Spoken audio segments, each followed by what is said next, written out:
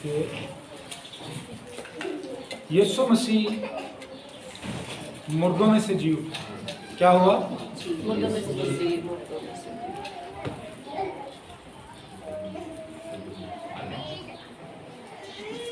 और ये बात कोई मामूली ना थी, ये बात कोई मामूली ना थी। लिहाजा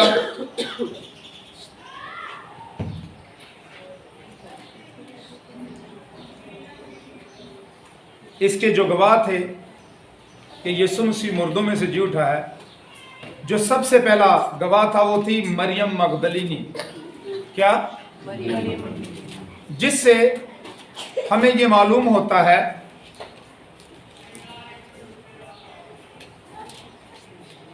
कि औरत के पास भी एक खिदमत मौजूद है। बहुत सारी डिनोमिनेशंस और बहुत सारे लोग औरत की खिदमत के खिलाफ हैं। क्या है? लिहाजा मैंने इसका बड़ा गौर से मुतालिया किया खुदा के कलाम अक़दस में से, तो मुझे मालूम हुआ कि औरत का खिदमत में बहुत बड़ा किरदार है। क्या है? देख ले, मेरे साथ निकालें खुदा उनके कलाम अक़दस में से मरकस की इंजील, उसका 16वां बाब और उसकी 9 वर्ष से 11 आयत तक है। देखेंगे। हफ्ता के पहले रोज जब वो आप प्लीज जब कहा जाए तब पढ़िएगा प्लीज, क्योंकि ये सामने पढ़ना है ताकि वो वहाँ प्रॉब्लम ना हो। हालेलुया जी, हालेलुया। ये जी 16वां बाब है। फिर से रिपीट करता हूँ, मरकस की इंजील 16वां बाब और उसकी 9 वर्ष।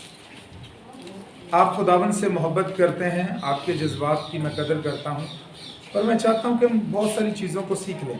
हालेलुया। तो पास्टर अनिल से गुजारिश करूंगा कि वो सामने आ जाएं और जितने भी रेफरेंस हैं उनकी वो तलावत करें। पास्टर अनिल साहब प्लीज सामने। थैंक यू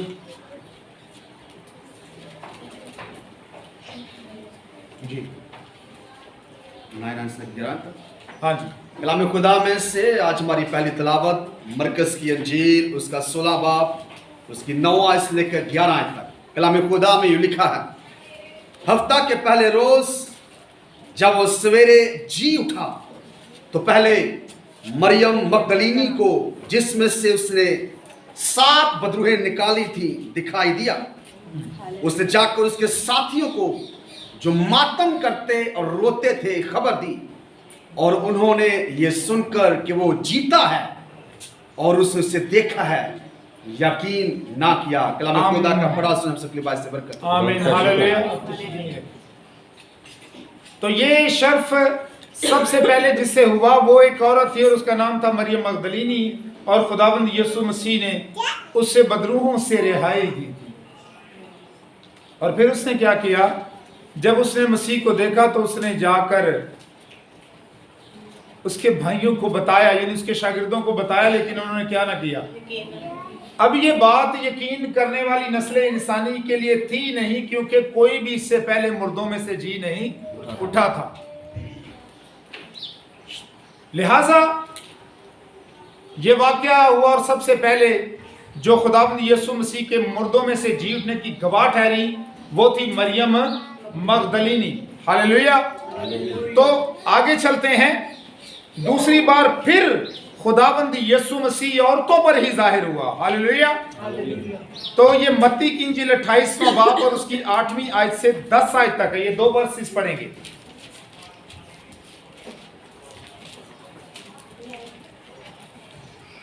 अट्ठाईस बाब मत्ती की इंजील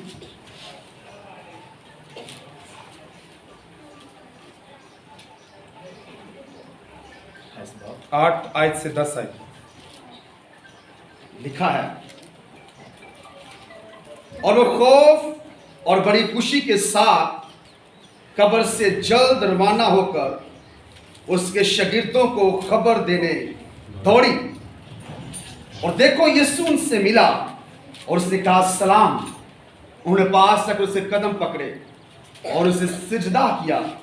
इस पर यीशु ने उससे कहा, डरो नहीं, जाओ मेरे भाइयों से कहो कि गलील को चले जाएं, वहां मुझे देखेंगे। आमीन। अब दूसरी गवाही भी जो है वो गवाह भी ठहरी, वो औरतें थी। कौन थी?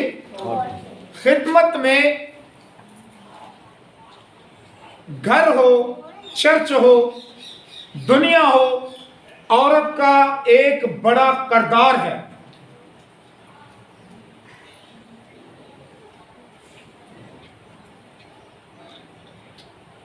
अगर वो इसे समझ ले तो,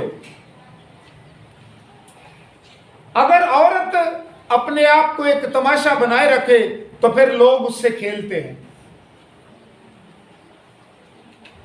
लेकिन अगर वो अपनी हैसियत जाने, क्या करे?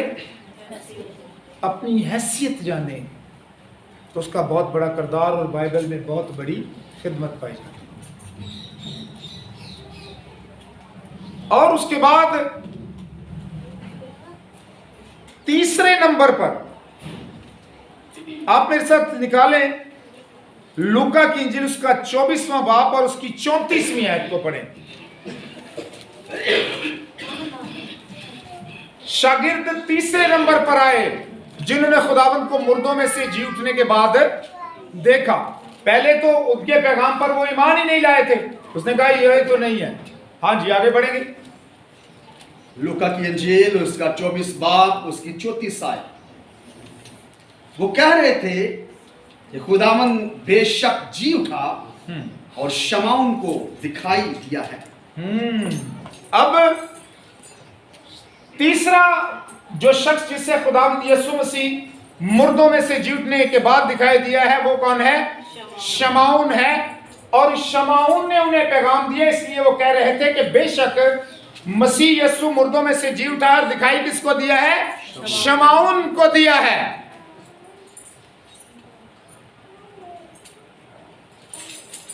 और चौथे दो गवाह और थे, अमावस की राह पर चलते हुए दो शख्स जिनको खुदावंद यीशु मसीह मुर्दों में से जी उठने के बाद मिला है। और ये तमाम शहादतें हैं। क्या है?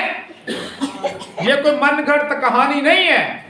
ये खुदावंद यीशु मसीह मुर्दों में से जी उठा है और ये मुख्तलिफ लोगों को दिखाई दिया। और 40 दिन तक खुदावंद यीशु मसीह जमीन पर मुर्दों में से जी उठने के बाद रहे। जी, अगले हवाले को पढ़ेंगे। हालेलुया। और ये है जनाब लूका की इंजील, उसका 24वां बाब और उसकी 13 आयत से 32 आयत तक पढ़ते हैं। ये अमावस की राह पर दो शागिर्दों पर मसीह खुदावंद का क्या होना? जाहिर होना।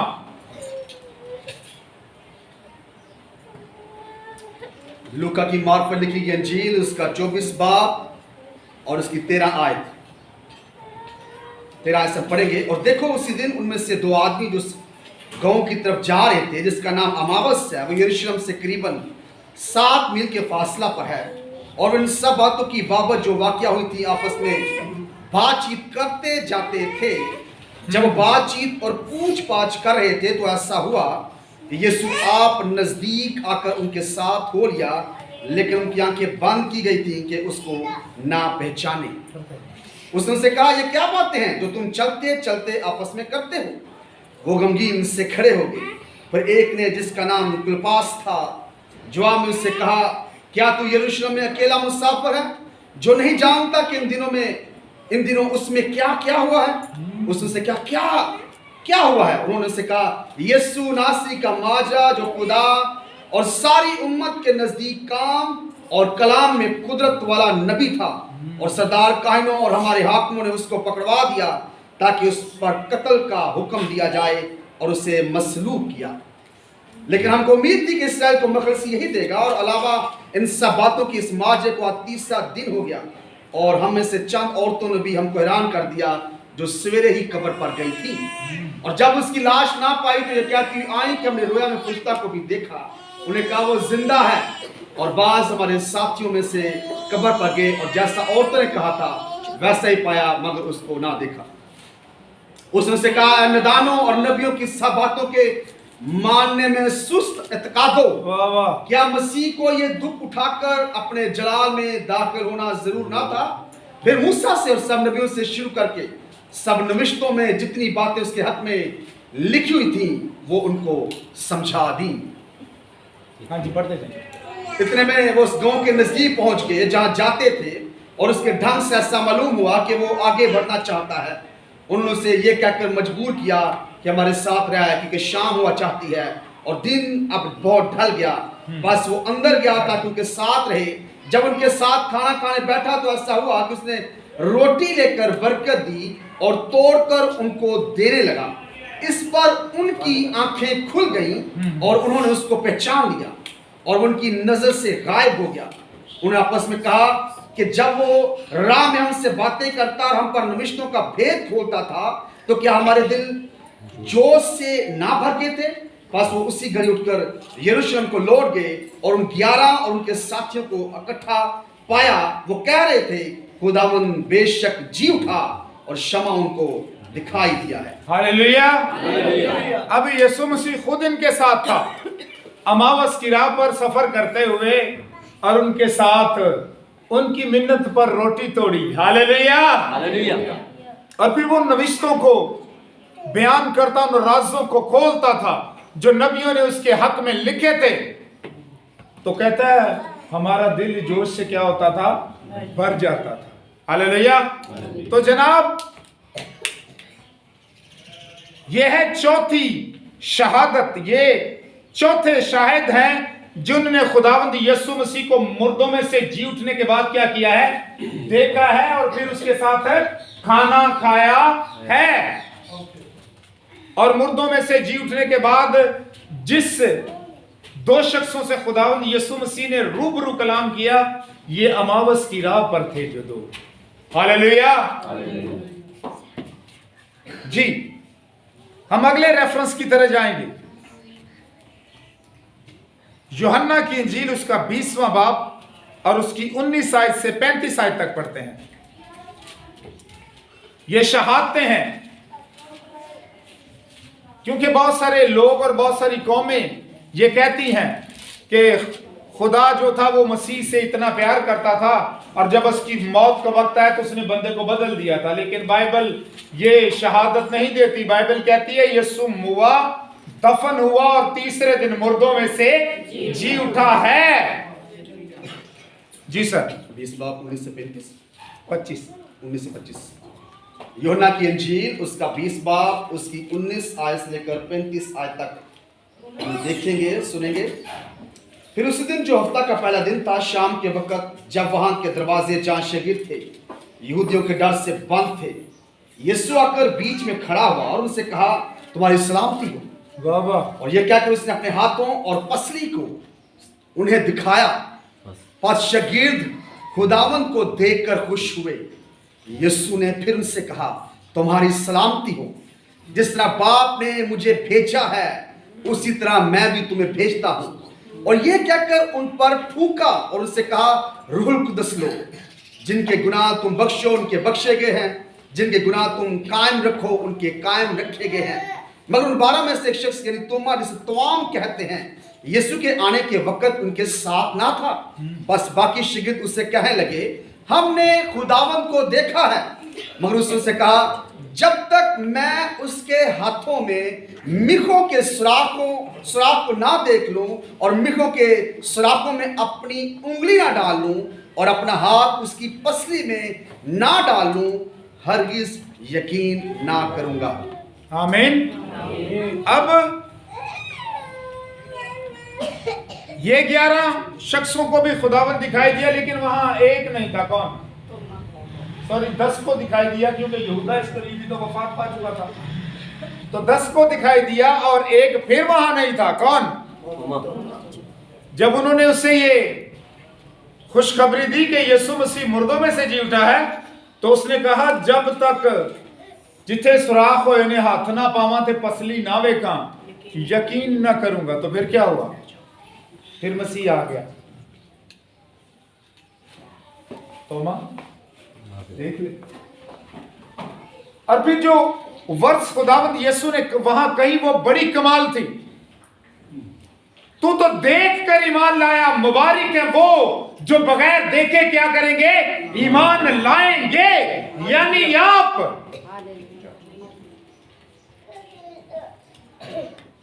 वो तो देखकर ही मान लाया ना। लेकिन मुबारक कौन है?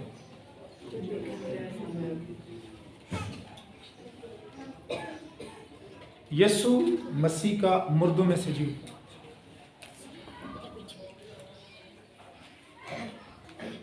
पूरी दुनिया की नस्ले इंसानी के लोगों को ये पैगाम है कि जो कोई उस पर ईमान लाए हलाक ना हो बल्कि हमेशा की जिंदगी पाए। और मसीह खुदावंद की ये मनादी थी, जो कोई मुझ पर ईमान लाता है वो मर जाए तो भी वो क्या है? जिंदा है। इसका मतलब क्या था कि जैसे मैं मर गया और मुर्दों में से जी उठा हूं, जो मुझ पर ईमान लाते हैं वो भी ऐसे मरेंगे और मुर्दों में से क्या होंगे? पर शर्त क्या है? मुझ पर क्या लाना? ईमान लाना।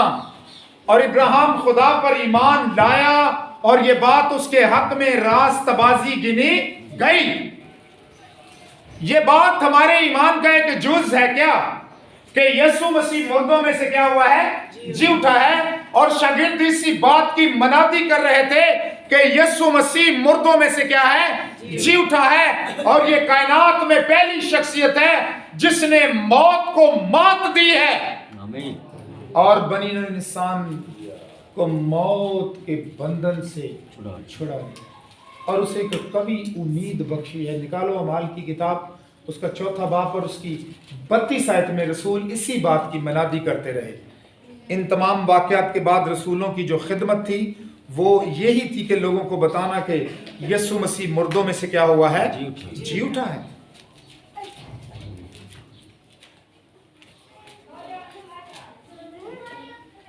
जी 32 आयत से पढ़ दीजिएगा। 4 बाब अमाल की किताब 4 बाब और उसकी 32 आयत से जी लिखा है, और ईमानदारों की जमात एक दिल और एक जान थी, और किसी ने भी अपने माल को अपना ना कहा बल्कि उनकी सब चीजें मुश्तरक थी। और रसूल बड़ी कुदरत से खुदा यीशु के जी उठने की गवाही देते रहे, और उन सब पर बड़ा फजल था क्योंकि उनमें कोई भी मोहताज ना था, इसलिए कि जो लोग जमीनों या घरों के मालिक थे उनको बेच बेच कर बिकी हुई चीजों की कीमत लाए और रसूल के पांव में रख देते थे, फिर हर एक उसकी जरूरत के मुताबिक बांट दिया जाता था। आमीन। अब रसूल यहाँ क्या कर रहे थे? और रसूल बड़ी कुदरत से यीशु मसीह के जी उठने की क्या देते रहे?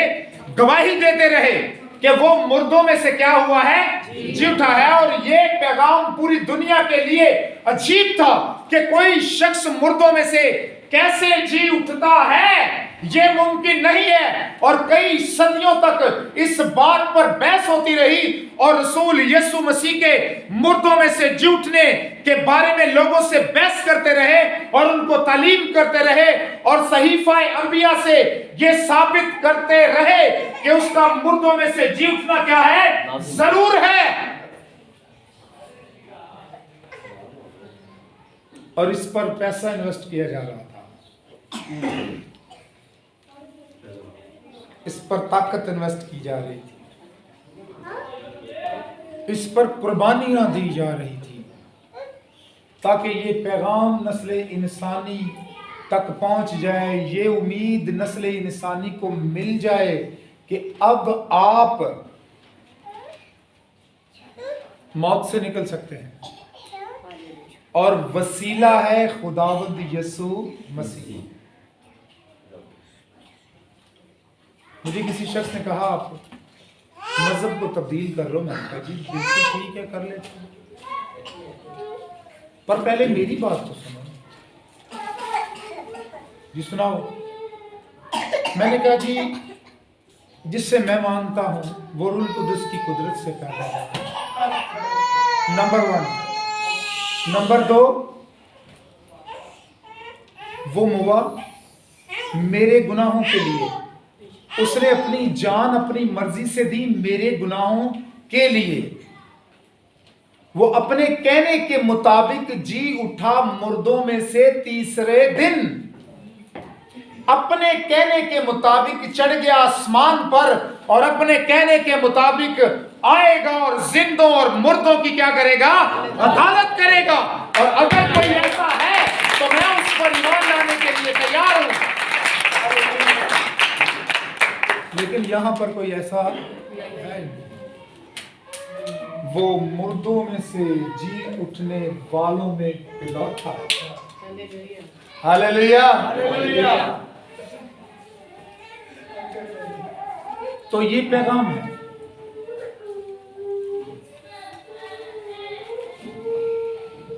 और ये पैगाम सबसे पहले कौन दे रही थी? मरियम मगदलीनी। और वो औरतें। तो ये पूरा पैगाम ये है कि यीशु मसीह मुर्दों में से जी उठा, यानी आपकी वो उम्मीद है। अगर आप उस पर ईमान लाएं तो आप भी मुर्दों में से जी उठेंगे। उन्होंने ये देखो पैगाम दिया किनको? रसूलों को। हालेलुया। हालेलुया। इस पर ईमान लाना, जबकि ये मैं समझता हूं कि ये बड़ी मुश्किल बात थी। इसीलिए यही वो वजह थी कि खुदावंद यीशु मसीह मुर्दों में से जी उठने के बाद आसमान पर नहीं चढ़ गया।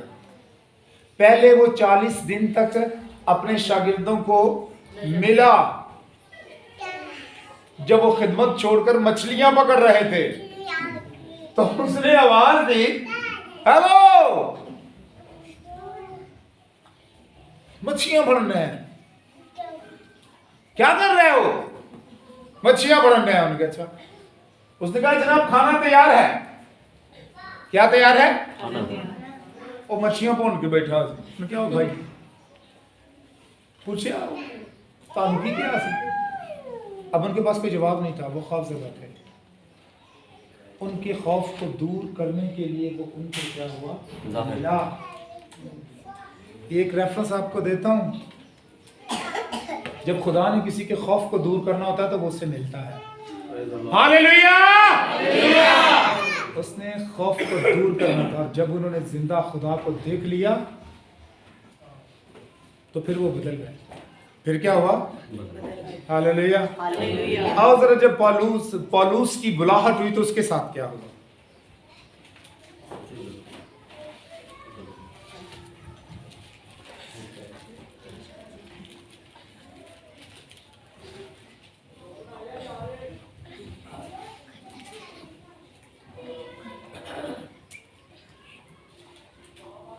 Praise the Lord. Hallelujah. तो जनाब, ये खुदावंद यीशु मसीह की बात हो रही है कि वो मुर्दों में से क्या हुआ है? जी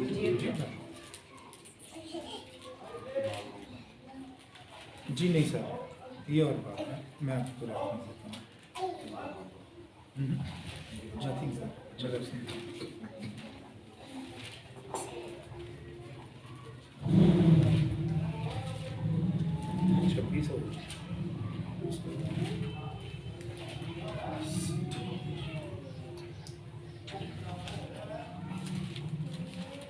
बाईसवां बाब है जी,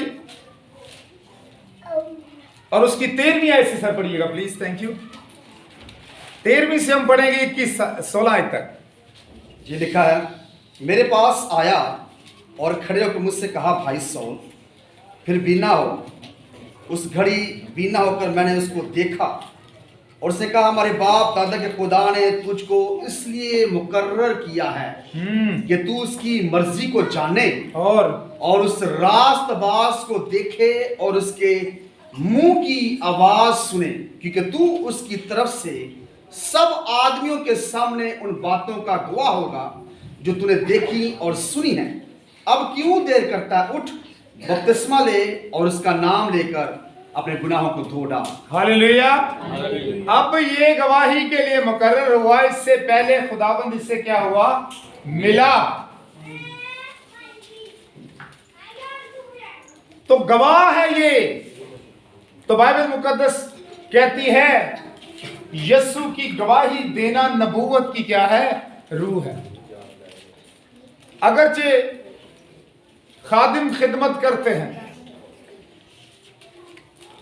तो बहनों को भी खिदमत करनी चाहिए। आप मसीह में किसी से कम नहीं है, लिखा हुआ है। मसीह में ना कोई औरत है और ना कोई मर्द है, ना कोई यूनानी रहा, ना कोई गैर कौम है, ना कोई इब्रानी है। मसीह में सब क्या है? एक है। और ये खिदमत जो हमारे सपुर्द की गई है, इसके जो मुख्तलिफ तोड़े हैं, गाना बजाना, एवेंजलिज्म करना, गवाही देना, ये सब हमने करना है जो रसूलों ने किया है। आप अपने आप को कभी कम ना समझें, और अगर कोई आपको ये बताने की कोशिश करे तो उससे बताना कि सबसे पहले जिस पर मसीह जाहिर हुआ था और वो एक औरत थी और उसका नाम था मरियम मगदलीनी। आप इस खौफ से बाहर निकलें।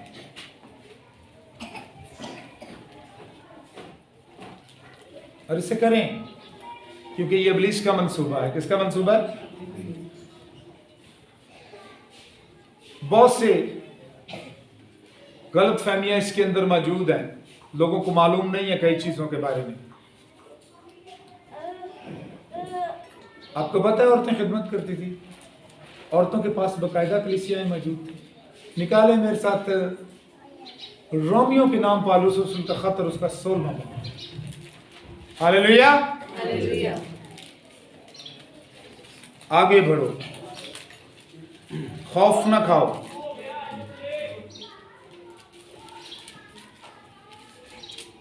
उसकी पहली वर्ष,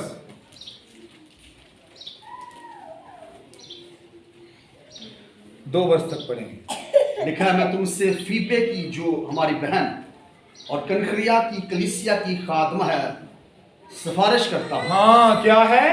खादमा है। हाँ जी, कंखरिया की कलीसिया की क्या है? वो खादमा है। जैसे मैं आपका खादिम हूं, तो ये एक फीमेल है, तो वो किसी से कम है? जिसके अंदर रूह है। खादिम को रूह देता है खुदा,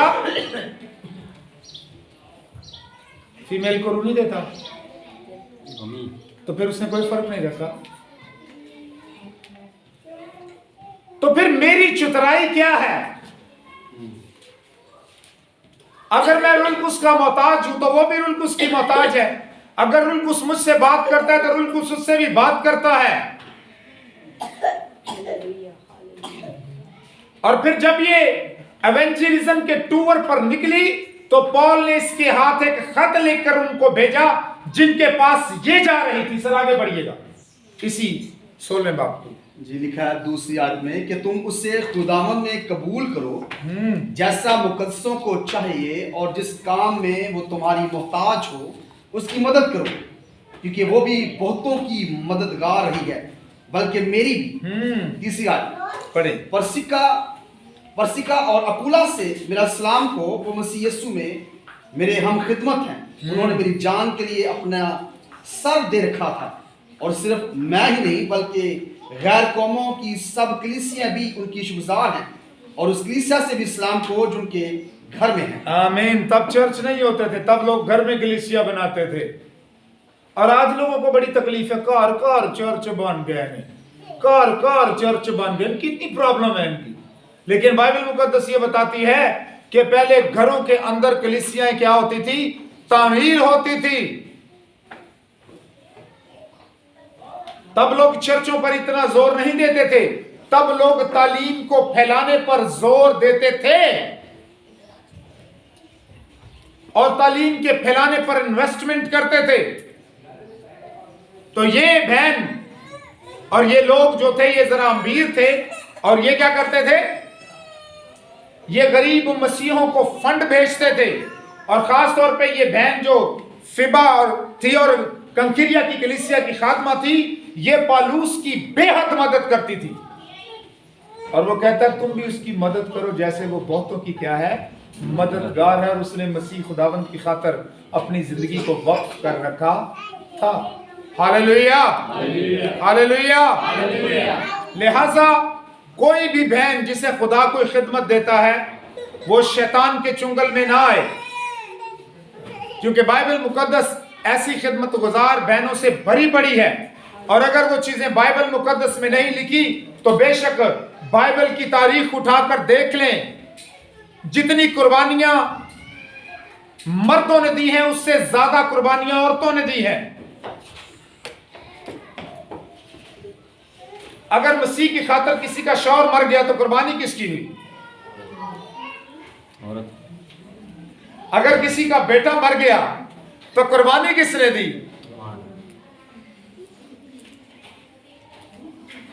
अगर उनके पूरे खानदान को उठाकर जलते हुए तेल के कड़ाहों में फेंक कर जला दिया गया, फ्राई कर दिया गया, तो कुर्बानियां जो उन्होंने दी है, उसने अपने घराने की कुर्बानी दी है। लिहाजा बढ़े, क्या करें और उन्हें बताएं। और अगर आप किसी दूसरे को उस बात को जो खुदा के कलाम मुकद्दस में लिखी है नहीं बताते, तो आप उसके मुजरिम हैं। आप क्या हैं? भला क्यों मैं कह रहा हूं कि आप उसके मुजरिम हैं? क्योंकि एक बड़ा रसूल पौल कहता है मैं यूनानियों और गैर यूनानियों का कर्जदार हूं, क्योंकि मैंने उन्हें अंजील नहीं सुनाई।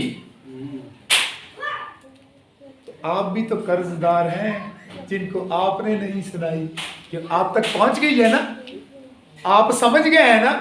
तो जब आपने दूसरों से बात नहीं की है और मदद नहीं की है, तो जनाब आप भी कर्जदार हैं। और जब तक आप कर्जा अदा न करें, आपकी जान छूटने वाली नहीं है। और पौल ये बात ही कर रहा था कि मैं कर्जदार हूं, और फिर उसने कहा मैं अंजील से नहीं शर्माता। इसके लिए आपको कुर्बानी देनी होगी। आप बहुत सारी बातों के लिए योजना बनाते हैं, एंज कर लांगे, प्लानिंग करते हैं। कभी आपने इसके लिए प्लानिंग की है कि मैं अपनी 10 सहेलियों को अपने घर में खाने के लिए बुलाती हूं, साथ पास्टर साहब को भी बुला लेती हूं, मैं शुक्रगुजारी की इबादत करती हूं, पादरी ने बुला लेनी, क्या हो खुदा दा कलाम सुनिए। आओ, हमारी इन्वेस्टमेंट कहाँ है? हम सिर्फ अपने आप पर इन्वेस्टमेंट किए जा रहे हैं। जो इस दुनिया में चीजें वो बर्बाद हो जाएंगी, खत्म हो जाएंगी। लिहाजा ये याद रखो, मुर्दों में से जी उठने के बाद जो यीशु मसीह की पहली शहादती थी वो कौन थी? मरियम मगदली। हालेलुया। बात है रामकुंड, देख लें, उसके पैगाम पर शागिर्दों ने यकीन नहीं किया।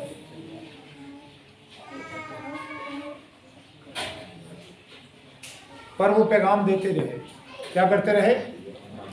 आप इस बात से भी खौफ ना करें कि आपके पैगाम पर कोई ईमान नहीं लाएगा, क्योंकि यीशु मसीह ने कहा था अगर उन्होंने मेरी बात पर यकीन किया तो तुम्हारी बात पर भी क्या करेंगे, और अगर मेरी बात पर यकीन नहीं किया तो तुम्हारी बात पर भी नहीं करेंगे। इसका मतलब बात 50-50 चलेगी।